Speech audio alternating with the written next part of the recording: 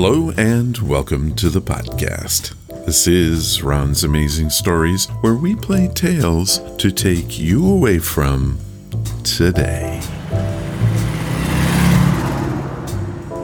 On the podcast today, we have some really good stuff. Oh, really? Yep, we have some breaking news, an unwanted car sitter, a creepy hiking story, and Lamar from Detroit is being followed by ghosts. That does sound good. Jason Dowd joins me on the Horror Express to talk about the future plans for that podcast. And we have a short story about the people of Mars. No way. So, let's get it all going with this story from Neil, the Voodoo Doctor. Another 5-minute mystery.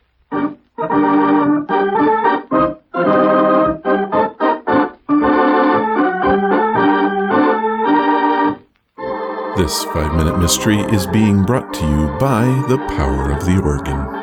The organ can produce so many wonderful sounds that it should come as no surprise that old-time radio would use them. But that's not the only reason, and I'll tell you more later on.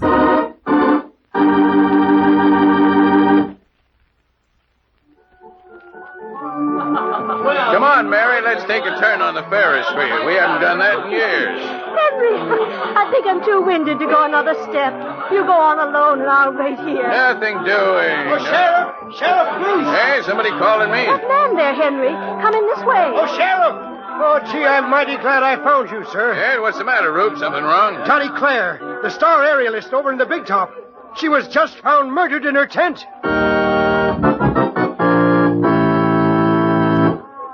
Now, let's get this straight.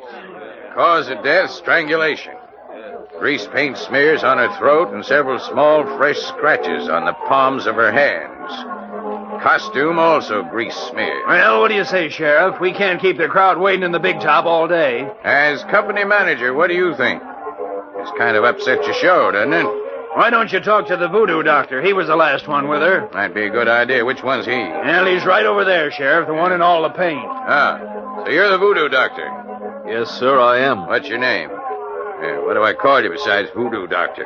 Just call me Neil. Urban here tells me that you might be able to throw some light on the murder of Miss Claire. Urban, eh? I thought so. Why, you... No rough stuff there. Now talk, Neil. Don't feel like it. Well, Urban, suppose you tell me what you know. Well, Sheriff, just before the show started, I saw the Voodoo Doctor sneak away from Dottie's tent. Dressed just as he is in costume. Yeah, grease from head to foot. I waited until he passed and then looked into Dottie's tent. She was dead. And you think that Neil, the Voodoo Doctor... Killed Dottie? I'm sure of it. I heard him threaten her. That's a lie. Dottie asked me to come to her tent, but she was dead when I got there. Did you touch anything? Not a thing. I'm not so crazy as to leave fingerprints on somebody else's dirty work. Does everyone in the show use the same grease paint that you have on, Neil? No, I'm the only one. As a voodoo, I have to paint up like this. Well, if you and Urban were the only humans to be near the body before she was murdered... And he's your man, Sheriff. I don't think so, Urban. I think you're in for a little surprise. You see, I'm holding you for the murder of Dottie Claire. Why did the sheriff arrest Urban, the show's manager, for the murder of his aerialist? In a moment, we'll hear, but first...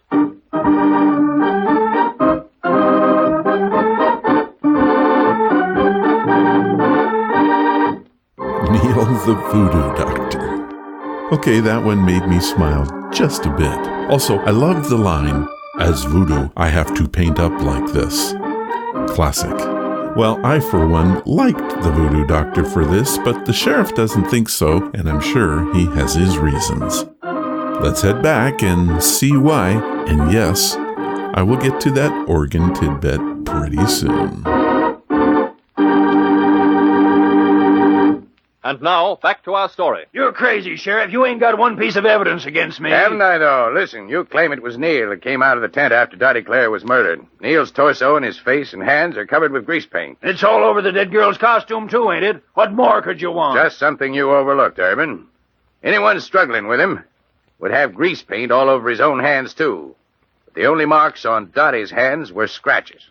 This is proof enough that Dottie Claire did not struggle with your voodoo man, as you said. And consequently, he couldn't have strangled her. No, Urban. Looks like you slipped up that time. And that slip is going to cost you your life. Well, a real lack of evidence there, but I'm okay with it. Now, why did OTR love the organ so much? Well, it turns out theater organs were widely used in silent films during their era, 1910s through the 1920s. After talkies replaced the silent movies, practically every movie theater got rid of their organs, which were now obsolete. The organs were then purchased relatively cheaply by churches, museums, and of course, old-time radio stations. So, how about that?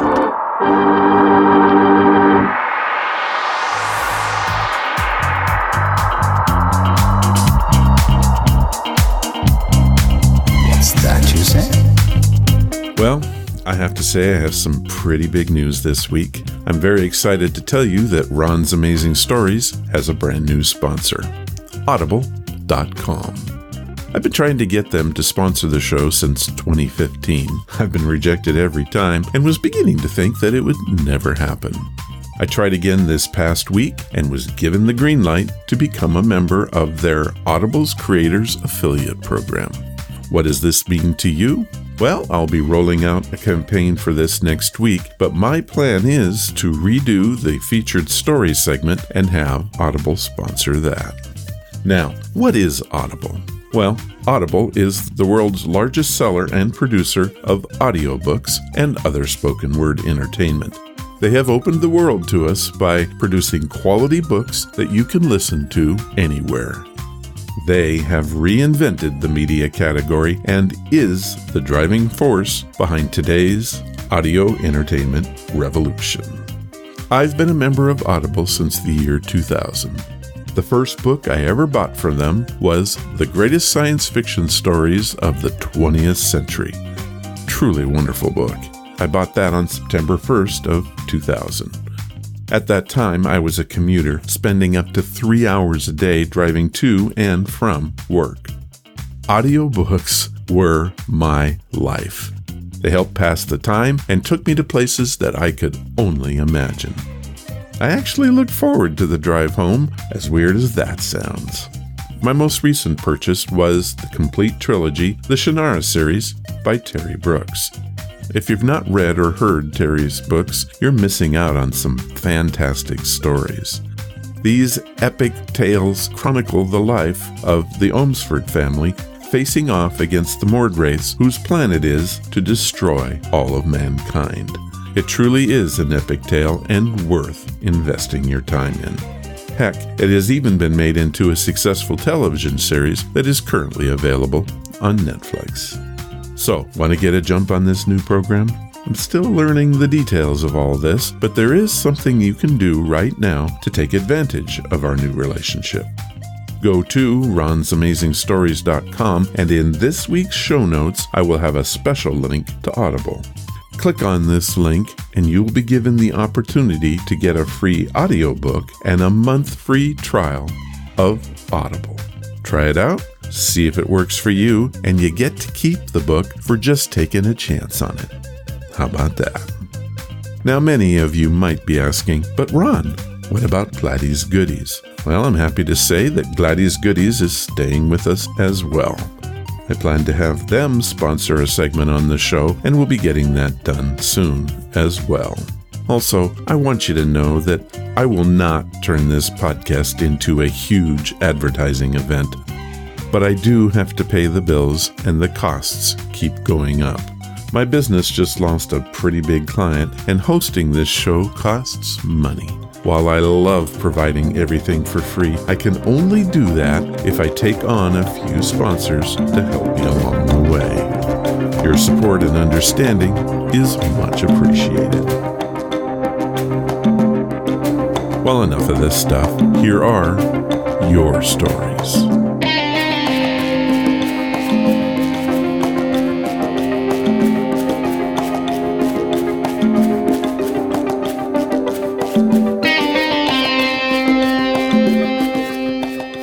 first story comes from Mac Hess Stone, 25. Max writes us from Shelley, Idaho, and he or she calls this The Stranger in the Car.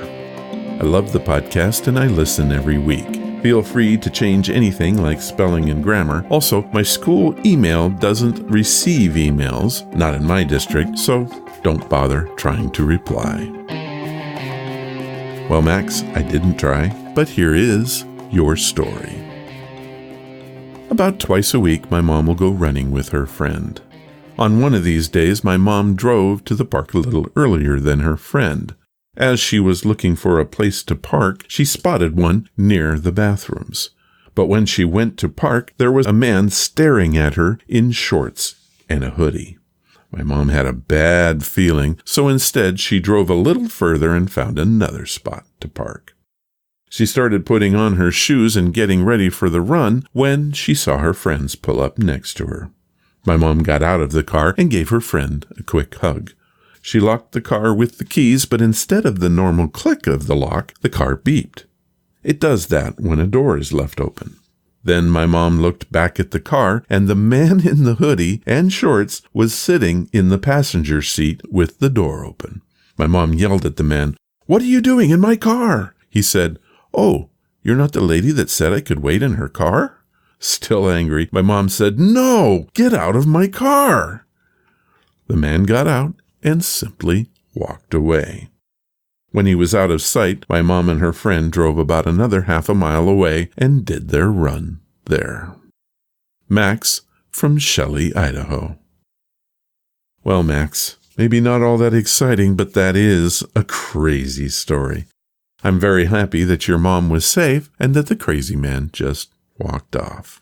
I once had a similar experience. I was at a local mall and always liked to park on the upper tier of the car garage. There's always spots up there. I was sitting in my car when a guy came up running at me wearing the mask from the movie Scream. He began pounding on the hood of my car and demanded money. I looked at this guy and realized, A, he's probably stoned out of his mind, and B, he was just over 5 feet tall. I'm just over 6 feet, and at that time was taking Taekwondo. I got out of the car and politely told him, "Please stop assaulting my vehicle." He did stop, took one look at me. For the record, I was standing there like a Chuck Norris look-alike, turned tail, and ran away. Now, this could be the end of the story, but he ran headlong into a security guard who clocked him with an outstretched arm. He crumpled to the ground, and it is my hope that he got the help he needed. Thank you for your story, Max. It was a good one.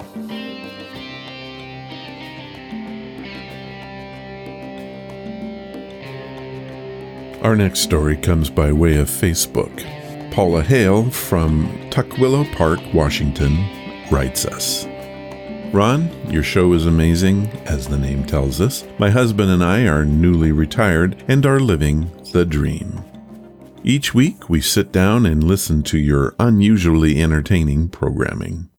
Please keep it coming and tell us more stories. I do have a tale that I want to share. I hope that you can use it on the show, Paula. Well, Paula, as you can see, I did, and without any further ado, here is your creepy story. This past winter, we hiked the Hoh River Trail and camped out overnight.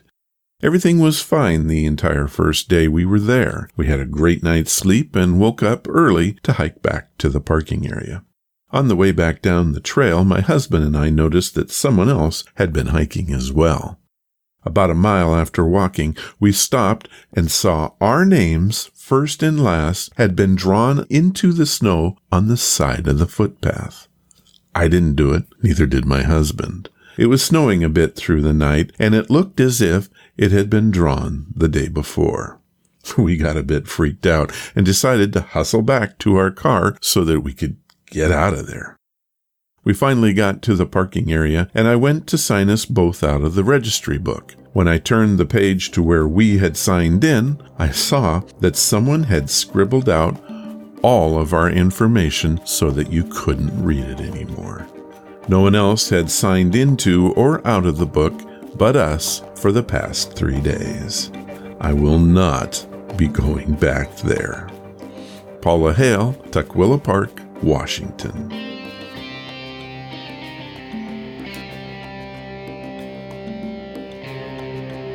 Wow, Paula, that truly is a freaky tale, and I too would think twice about going back.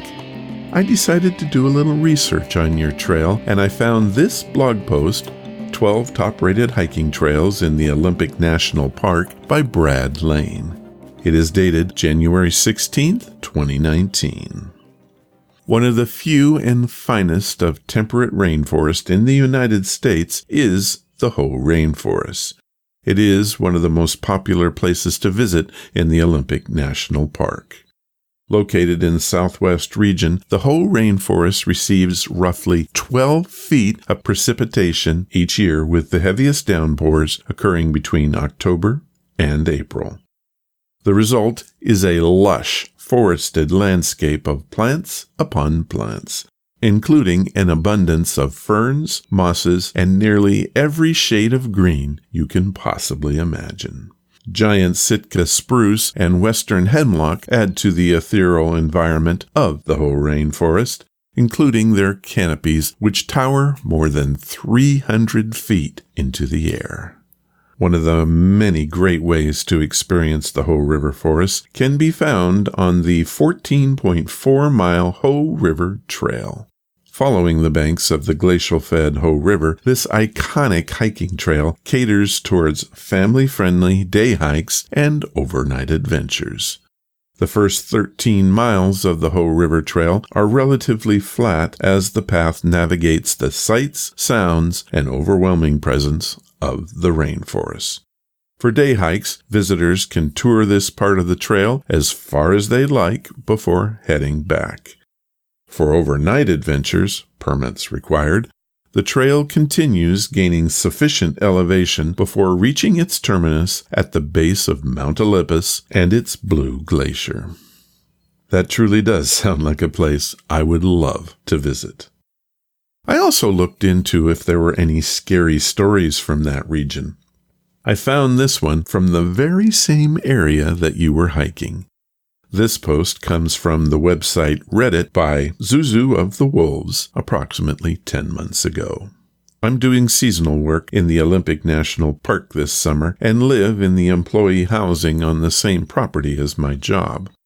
Throughout the summer, I've heard things like giggles coming from my empty room and a sliding door closing on its own. One night about a month ago, something wild happened. The building I lived in is backed up against an impenetrable coastal rainforest, and some friends and I were sitting in one of the apartments chatting when we all heard screaming coming from the woods. Initially, we thought it was a cougar, but then it kept going and it was decidedly human-sounding. Sometimes it seemed more like sobbing, and other moments it was a frantic yelling. It went on for about 5 intense minutes and then stopped. Now, the truly chilling part. About 30 seconds after the yelling stopped, what sounded like a disembodied woman's voice started coming through the walls, muttering right next to where we were sitting. We couldn't make out what she was saying, and it only lasted a few seconds. It was in the room with us, but we couldn't see anything. One of my friends opened the door to make sure that nobody was outside, and we were completely alone. It should also be noted that everyone that lives in the buildings were in the very same room. So all of the other units were empty as well. All of us who live here have puzzled over any logical explanation for what could have happened, and we just can't seem to find one. Well, Paula, I know I added a bit to your story, but I thank you for allowing me to do some extra research.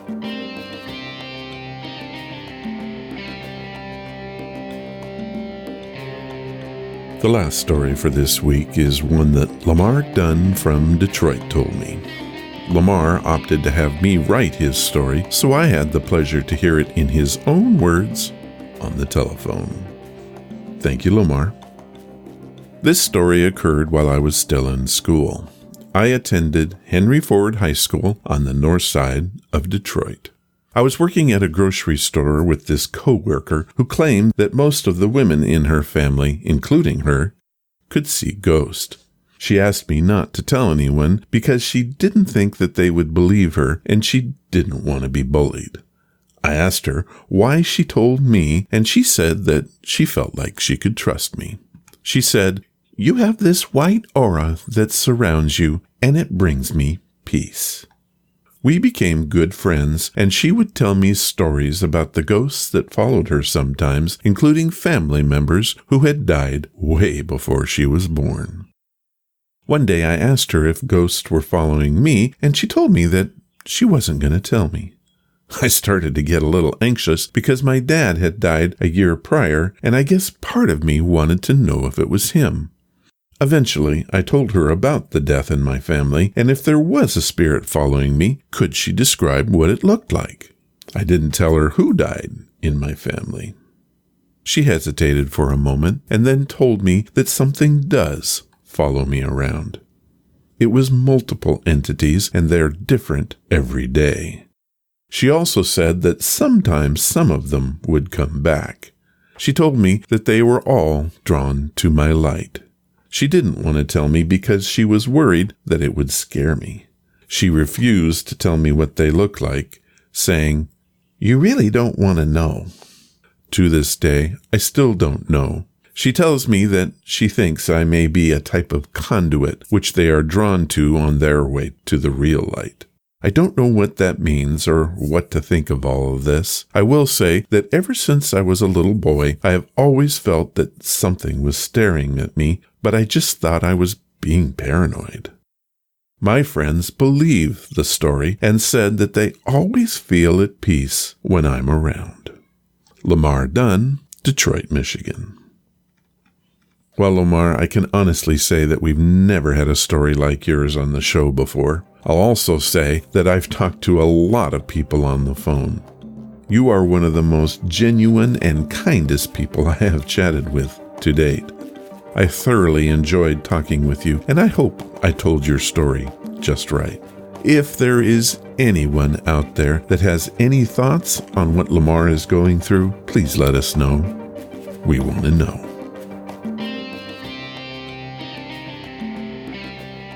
Do you have a story that you want to tell on the show? If you do, we want to hear it. It can be about any subject and from any genre. Heck, it doesn't even have to be true. Original fiction or stories from the public domain are very welcome. To submit them, just head to ronsamazingstories.com and click on the Story Submissions banner. Fill out the form and soon your story will be heard. Have a story but don't want to write it? That's okay too. Just leave your contact information, a brief description of your story, and I'll get right back to you. We can write it together. However, if you don't do it, your story remains just that, your story. Why not make it our story?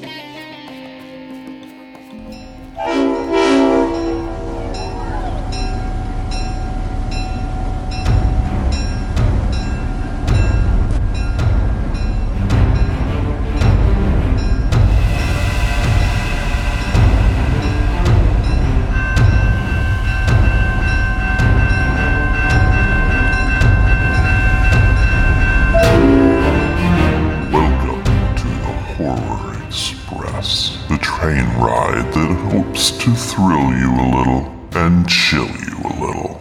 Patience as we pull into Death Station.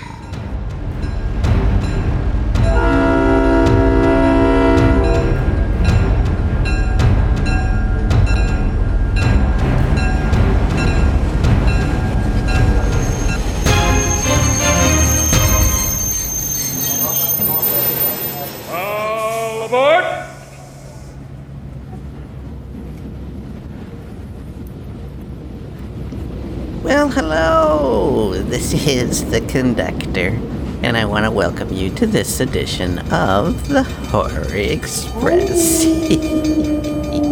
Well, I know that Ron and Jason have some stuff Wait a minute. Over there, Jason is sitting all by himself. I'll just have to go over and talk to him. Just a moment. And maybe we'll find out what's going on. Hello, Jason. How are you? Oh, it's you. I thought you were dead. Oh, I am very dead. I know. What do you want? I heard that we're going to be seeing more of you two on the train. That you're going to be doing a monthly edition of the Horror Express? Where is Ron anyway? He's in the dining car getting coffee. Oh, that's not coffee. I mean, oh well. So you're going to be doing more of the Horror Express shows then? Yes, we are going to do shorts once a month and a huge show at Halloween. Oh, the naked zombies in Car 8 will be so happy about that. They just love the show. Ah, yeah.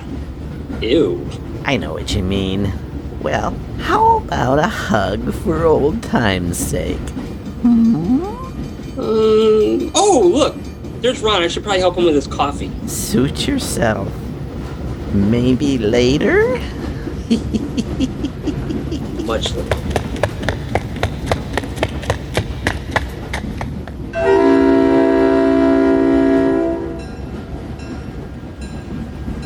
Well, we're here, Jason, and we're starting a whole new chapter of the Horror Express. That's right. Isn't this exciting? I think it's going to be great. Part of the reason that we had so much trouble doing the Horror Express is the amount of effort and time it takes to put it together and get everything right. And if there's guests, it even becomes more complicated. And I think these shorter versions and then doing one major show a year, maybe more if it works out, but at least right now, one major show a year, I think people are going to love this. I think so too. And you know what? This is going to make it like the Twitter version of the show. So that means you got to keep it short, sweet, simple, to the point, get out, right? Plus that we don't really want to sit around with the conductor and everything for too long. He smells. I hear you, man. He does have an odor or two or three. All right. Well, I know that I sent you some questions. Do you want to just jump in right with the questions and then maybe chat a little bit afterwards? Yeah, absolutely. Let's get to these. I mean, I know that they've been waiting for a while, so I'm glad we can finally answer some of these things for it. Hey, guys, love the show and wish there were more of them. I think you have a hit on your hands. I agree. I have a neighbor who is kind of creepy. We don't get along, and she says that my dog is pooping on her lawn. I have tried to tell her I do not have a dog, but she won't listen. She leaves nasty notes and sends the police to my door all the time because of the noise. I live alone and work nights. The other day, she said that if I don't stop, she's going to curse me. I think that just a little silly and shrugged it off. Should I be worried about it? And that was from Mark Davis 017, which was posted on the blog. Well, I got my answer. How about you? Well, you want me to start off? Yeah, go ahead. I would not be worried. I really think this is a crotchety old woman and she's just doing it to get a rise out of him. But having said that, I'm sure that you're going to have a little bit different take on it. So why don't you go ahead? I also believe that you don't have to worry about this. But what I do realize is that when you're dealing with anything in the paranormal field or anything like that, there is a difference between paranormal and stuff that is caused by mental illnesses. I believe that this woman has a mental illness. Being that, if she did try to do a curse or something, I can almost guarantee you it wouldn't be done right. And usually when you don't do a curse right, it comes to the person that tried to do the curse in the first place. So if anything, that would be like pointing a gun backwards at herself, trying to shoot you with it, and the bullet goes back towards her. So I really don't see that this would be a big, major problem. And I wouldn't worry about it at all. I would just chalk it up as the lady's crazy and obviously has some type of mental illness or something that's causing her to even think that way. All right, so let's take the other side of it since neither one of us think this is a problem. Let's just, for a moment, consider the fact that she does have some paranormal power and can actually cast a curse. Is there anything that he could do to protect himself just in case? There's a couple of things, but it kind of depends on the curse that she's going to be putting on you. I personally don't believe in curses still. I do believe that you can mentally manifest it if you were told it, which could cause that to happen. So I would say if you don't believe in curses, ignore it. Yeah, ignore it. The other part is that if you really want to do something a little bit more protective for yourself, there is a thing called hematite. You can get a piece of hematite and put it on each corner of your house. That's an anti-hexing rock. You can pretty much get them anywhere where there's a metaphysical store. You can get them on Amazon, all kinds of different places. You can also wear a crystal, which is used to absorb a lot of energy, especially negative energy around you, produce positive, good luck or positive vibes in your way to help erase the negative stuff. But if it's something demonic or they do something with voodoo, then you'd have to find somebody that would know what they're talking about. But usually before they can just curse you in some way, shape, or form, they have to have something binding to you in order to bind it to you to begin with. So that'd be like a piece of hair, some type of DNA of yours somehow, some way, clothes, something personal to you. So unless she's really, going through your trash can, I wouldn't worry about it too much. What about dog poop? Nope. And since he doesn't have a dog, it would be somebody else's dog anyway, so. Yeah, I'm going to agree with Jason and just say I don't think you have anything to worry about. But I'll tell you this much. If it is a curse, I am of the school that you have to believe in it. You have to accept it and just don't. Mm-hmm. Just write it off and say, hey, whatever you do, go ahead, but you're not going to be able to hurt me. And that's what a curse does, really. It basically empowers it over you because you allow it to empower itself over you. So, but I would say I would be more worried about this woman going postal on somebody than anything else. That would be my concern. On a serious note, you might want to actually start tracking and keeping notes about some of the things she says and the dates that she says them. Because if she truly is off her slide, if you have some documentation to show the police or to show, hey, this is what this person is doing, I think that's how I would approach it, and then just go ahead and track these outbursts of hers. Absolutely. I agree with that 110%. And that's why we got smartphones and everything else nowadays. So there's a lot of ways of documenting. Yeah. Take a picture, turn on your phone, your recording log, anything, just to capture some of her moments, and that'll do wonders for you if anything does come of it. Mm-hmm. Absolutely. All right, Jason, I think we have one more from Times Past. Yes, and this is from Frankly SPH, which I thought that might be Spa. It might be Spa. I don't know. But I'm just gonna say it so he knows who it is in case we did it wrong. Just safe that way. But his question is for me. It says, how do I start taking creepy pictures? Can I use my phone? And do you have a how-to video? I want to know the answer to this. Creepy pictures stem at your imagination. So the creepier it gets depends on the amount of time that you have to make props, come up with the lighting. Lighting's key in stuff like this. And also tapping into your inner, whatever you want to call it, just trying to think theatrically, not necessarily photographically. Because theatrically is where you really get the good idea of what comes with what. If you watch a horror film that's low budget, it usually looks low budget. And it doesn't scare you. So the more that you use with props, lighting, and your surroundings, that helps it out a lot. But also getting crazy and coming up with some great ideas for the subject of it, whatever that may be. I was able to take a picture of a gravesite here in Lutz, Florida, where somebody was just buried and all the flowers were still around this thing. And by just turning it, taking the picture at a strange angle, and playing with the lighting of it afterwards, it made it look like it was like right out of an 1800s funeral home. So, it really gave it a creep factor just by playing with a little bit of lighting. Well, and with today's photo software that you can get for Mac, Windows, even your phone or tablet, you can do some amazing things with the photos. I do it all the time with my art for the different shows. I like to go in and move things around, cut things out, paste them in, and it has become so much easier these days to do that. So it's true. So I'm going to ask the question, can I use a phone? Actually, you can. It really doesn't matter what you use. It's how you use the photo and what you can do with the photo. So, for instance, I had a shoot that I was doing called The Fallen Angel. And it was a representation of my sister that had passed away. It was like a fallen from grace type of thing. And it was something that I physically felt that she was telling me to take a picture of. Now, I had set it up that we were going to go in the woods, and it was going to be roughly dark outside or near dark. And then we found out that we couldn't do it at nighttime or at dusk time. So what I had to do was I had to shoot this in the Florida sun, 12 o'clock in the afternoon. Now, if anybody knows the Florida sun, it's bright. It's very bright, and it sometimes can overwash some certain colors if you have white or anything like that on, and it can overexpose some of the picture. So I had to take this and make it creepy. How do you do that during the day? I used Photoshop, and I turned it so it looks like it was taken at nighttime. Took a lot of layers, took a lot of hard work, but when I tell people that I shot that in broad daylight, they're shocked. So you can create shadows, you can create things if you just know how to do it. Using opacities, using layers, using colors you can blend in, you can make it a really cool effect.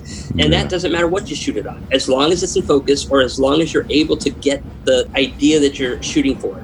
Now, with a phone, you're not going to get the different apertures out there. Everything's going to be identically in focus all the way across the phone. Now, when you use a regular camera, you can actually fade out or blur some of the background to give you a more theatrical effect. Yeah, that's what I was going to say.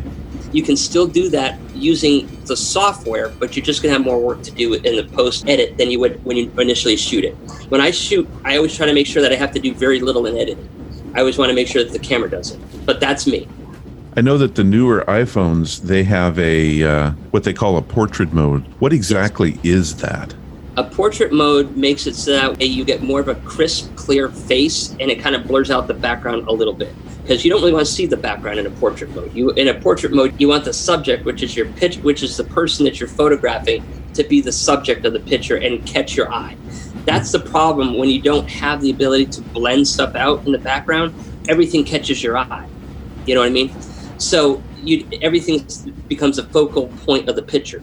And by able to blending stuff out and softening the edges, which is what you do with a portrait, you soften the edges of the face.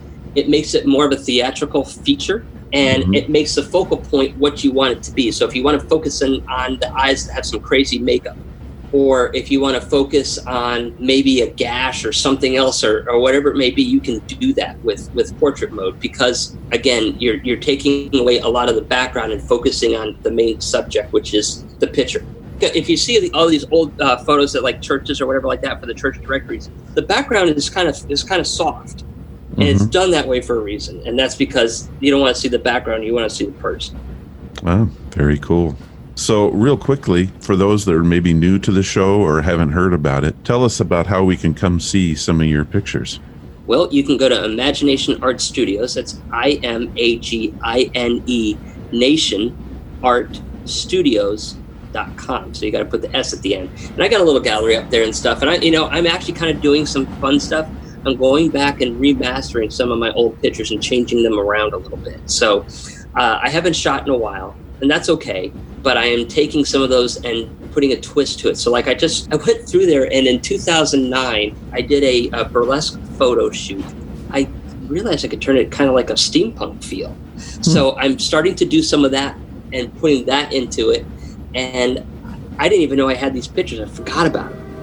So it's amazing what I still have and what I haven't done, and I'm just kind of going back and having some fun with them. And my original vision for these pictures has changed, which is even cooler. Well, we all change over time anyway, so you can take a different cut on things, on just about everything you own. That's right. Yeah. Well, Jason, I want to take a minute now before we throw you off the train again. By the way, last time you didn't get into a mailbag. How did that go? Well, I got a couple of sticks in places that you shouldn't get sticks. So I think next time I will go in a bag, just because of the fact that I really, really like my posterior, and I don't want to have any more surgery. Well, I noticed, when we closed off the show last time, that he went flying out of there, and I thought, he didn't go in a bag, so he's just going to fly out there and drop like a rock. Anyway, what I wanted to say is, Jason and I, our plan for this is to get you involved. And so we want to talk about the things that you want us to talk about. And so what I'd like you guys to do is to send in your comments, your suggestions, questions, whatever you want us to talk about on this segment, do it, because we want to hear what you have to say. That way it becomes your segment, not just Jason and I coming up with something to talk about each week. That's right. What do you think of that, Jason? I love that idea. And you know what else I'm thinking about doing? I know it may be fun, it may be completely wrong, it may be completely right. I may hit it on the mark or completely miss the wall altogether. But if somebody wants to, I do know how to do tarot card readings, and I do know how to do other readings. So if you write in, don't tell me necessarily too much, just basically your name, your question, and whatever like that. I can either do it live on the radio, or I could do it in advance and read it on the show afterwards, if you don't mind it being broadcasted. That sounds fun. But we can have some fun with that. Maybe I'll take you up on that. Sounds good. If nobody else, and then I'll be your the show's guinea pig for it, not you, but the show. Okay. See, nobody wants to stand up and break the ice, so somebody's got to do it for them, right? Yeah. Well, I'm not afraid of you because I know that you'll have my best interest in hearts, and you'll give me a great reading. Oh, absolutely. It's not about doing it badly. There are some that will do that. There are absolutely some that will do that, and they use the negative energies. With me, I try to use the positive energies and answer a question. But the only thing you have to remember is if you ask the question, I'm going to give you the answer. It tells you, not necessarily, this is where I was kind of conflicting between that before in a previous show that we did. Do you say it? Do you not? If it comes out, I'm going to have to say it. So just be prepared for any answer that comes. All right. I may withdraw my... All right, so folks, the way we're going to do that is we're going to use the normal Ron's Amazing Stories input-output. So just go to ronsamazingstories.com, click on either the comments section or the story submission, either one will work, and leave your comments for us, your questions for us, and your suggestions for things that you want us to talk about. Mm-hmm. Sound good, Jason? Sounds good to me. I like it. All right. Well, I'm going to say that I think we need to make our way to the back of the train because I see Florida coming up fast. So real quickly, why don't you tell them a little bit about what you're working on right now and how they can get a hold of you? Well, you can always check out my artwork by going to imaginationartstudios.com. And also, if you'd like healthy, natural dog treats. After a tragedy, which you guys have probably heard of, I was able to make a positive out of that negative, and I've been making some natural, healthy dog treats. So if you really want to get yourself your dog something that they will truly love, and it's 100% healthy for them, you can go to GladysGoodies.com, GladysGoodies.com, and pick up your best friend something that they're going to love and make their tails wag. So go check that out if you want to. And of course, you can always get me on my Instagram or Facebook or anything like that. It's mostly Dowd Studios. And if you don't know what that is, just type in my name with Jason DOWD and you'll find me. So you are everywhere on the internet. Everywhere. So you have a huge following, I have found. So thank you for that, Jason. Absolutely. All right. Well, I'm looking at the mail bags here, and there's only small size left. Well, one thing you did not know about me is I am a contortionist. I can get into anything. All right. Well, Jason, thank you for joining us on this episode of The Horror Express, and we'll see you next time. Yep. Let's go.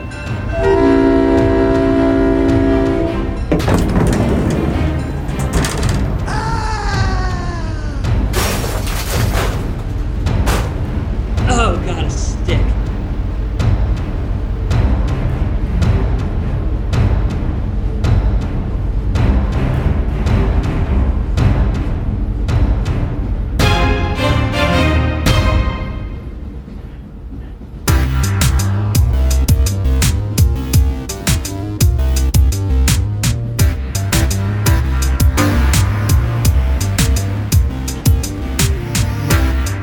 Our story is one that the scientists of today should take note of. While this is a very short tale, it offers a word of warning that just can't be ignored.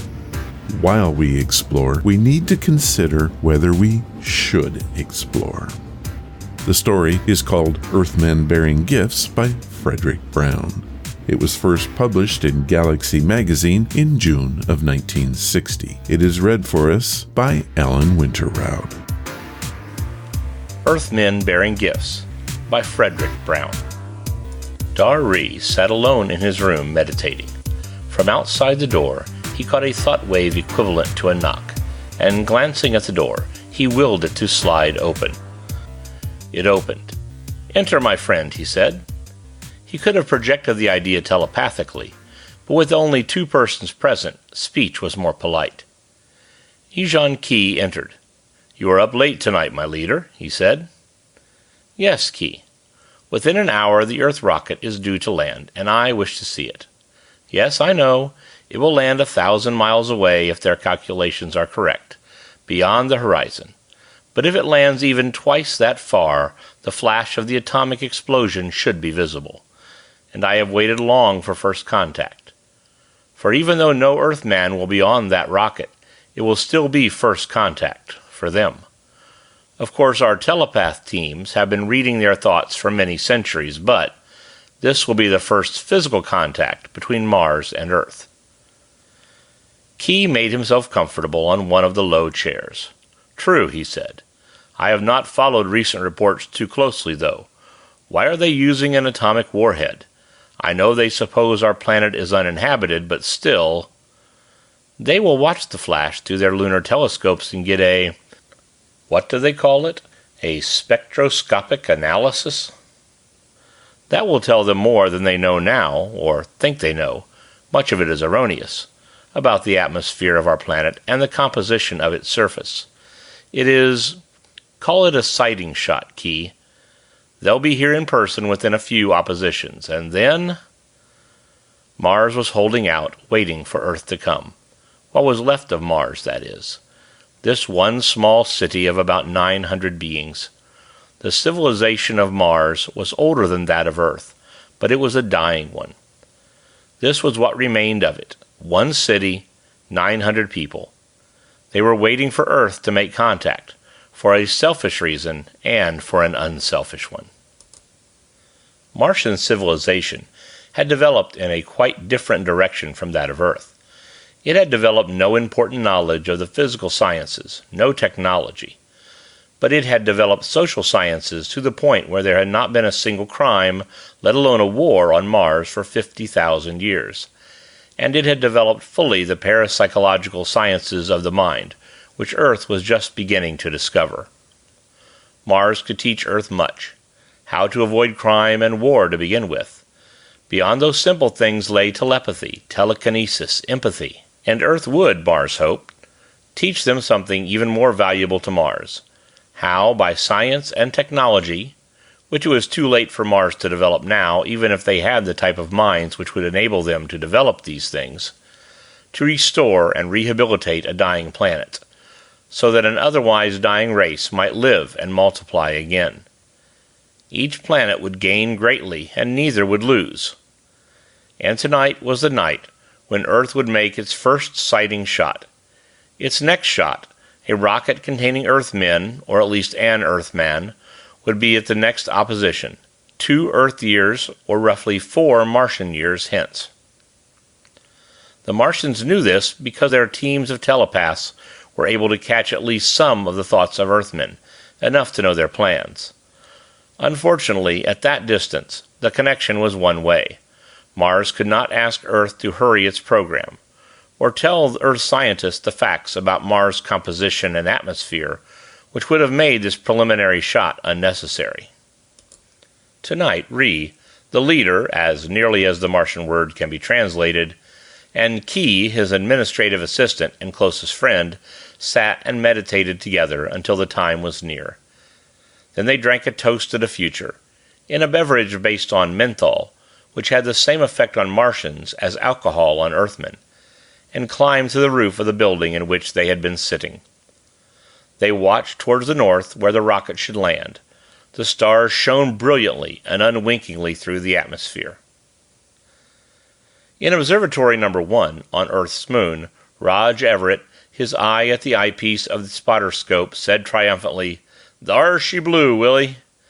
And now, as soon as the films are developed, we'll know the score on that old planet Mars." He straightened up. There'd be no more to see now, and he and Willie Sanger shook hands solemnly. It was an historical occasion. "Hope it didn't kill anybody. Any Martians, that is. Raj, did it hit dead center in Syrtis Major?" "Near as matters. I'd say it was maybe 1,000 miles off to the south, and that's damn close on a 50-million-mile shot. Willie, do you really think there are any Martians?" Willie thought a second and then said, no, he was right. End of Earthmen Bearing Gifts by Fredric Brown. While short, this tale has an ominous foretelling. We are just now beginning our exploration of Mars. We're sending up our crude machinery to send back information about the red planet. But have we ever asked the question whether we should do this? I, for one, don't know the answer to that. Our author for this one is Fredric Brown. He was an American science fiction and mystery writer. He is known for his use of humor and for his mastery of the short form, stories of 1 to 3 pages. He often used ingenious plot devices and surprise endings, like our story today. One of his stories, Arena, is officially credited for an adaptation as an episode of the American television series Star Trek. How about that?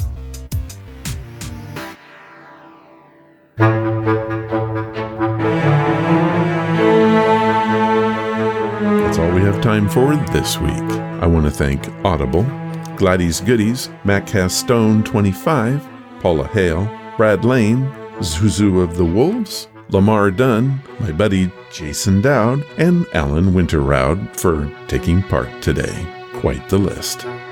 If you want to follow the podcast or the blog, just head to ronsamazingstories.com. There you'll find an amazing number of links that should fit every need. Do you want to help the show? The best thing you can do is to tell your friends all about it. And please do leave reviews or feedback wherever you listen. This helps us to grow. Thank you for listening, and I hope you come again to find out what are Ron's Amazing Stories.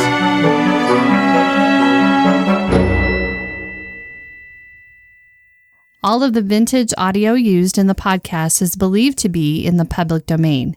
Ron's Amazing Stories does not own the rights to any of the old-time radio used here. If you hold the rights to any of the shows played, please contact us immediately at ronsamazingstories.com.